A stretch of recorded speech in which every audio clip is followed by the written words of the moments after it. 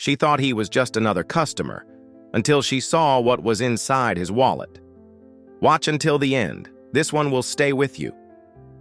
It was one of those quiet afternoons at the cafe, just the low clink of spoons, soft jazz playing overhead, and the kind of silence that felt heavy.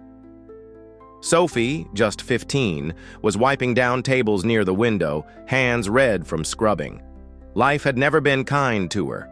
No weekends, no hobbies, just work, school, and more work. Her mother, too sick to hold a job, waited at home. They barely scraped by. But when Sophie came home with a few groceries, her mom still smiled like it was Christmas. Only one more hour until her shift ended. Then the door opened. A man stepped in. Tall, sharp suit. The kind of presence that made people sit straighter. You didn't need to know who he was. You just knew he was someone. He walked straight to the corner booth. Didn't look up. Just stared at his phone like the world annoyed him. Sophie walked over, notebook in hand.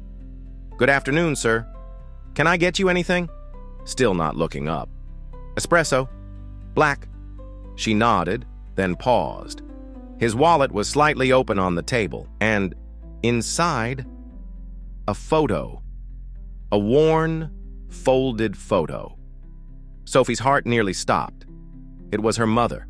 Young, smiling, standing in front of an old bookstore. That exact photo had sat on her mom's nightstand her whole life.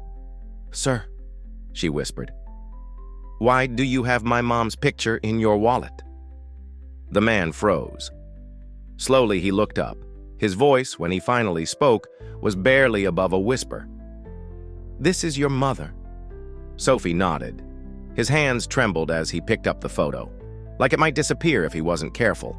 And then he said the last thing she expected to hear. "She saved my life." He leaned back. "I was 16, homeless. I ran away from a foster home where I was treated like trash. One night, I collapsed outside a bookstore." His eyes glistened.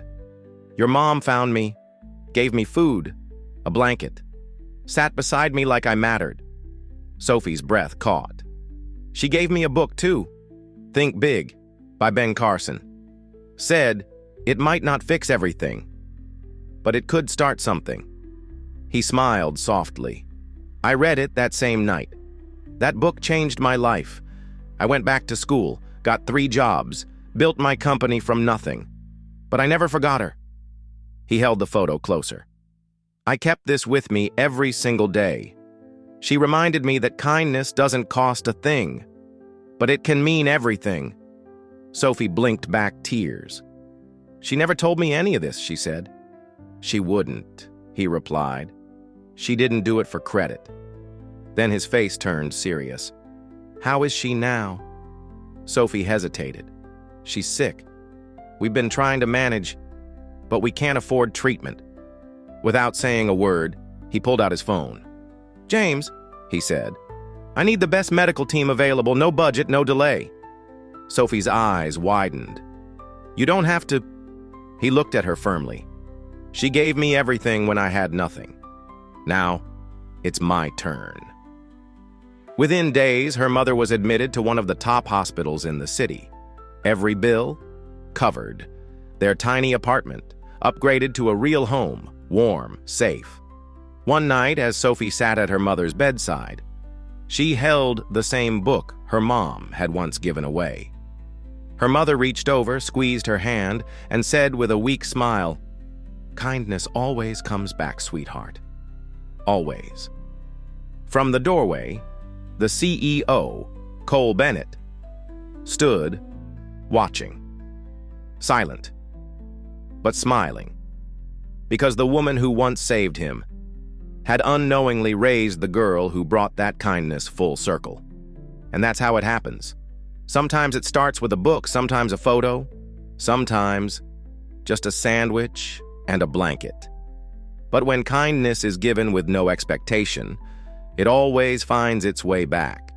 Drop a heart if you believe a small act of kindness can change a life forever.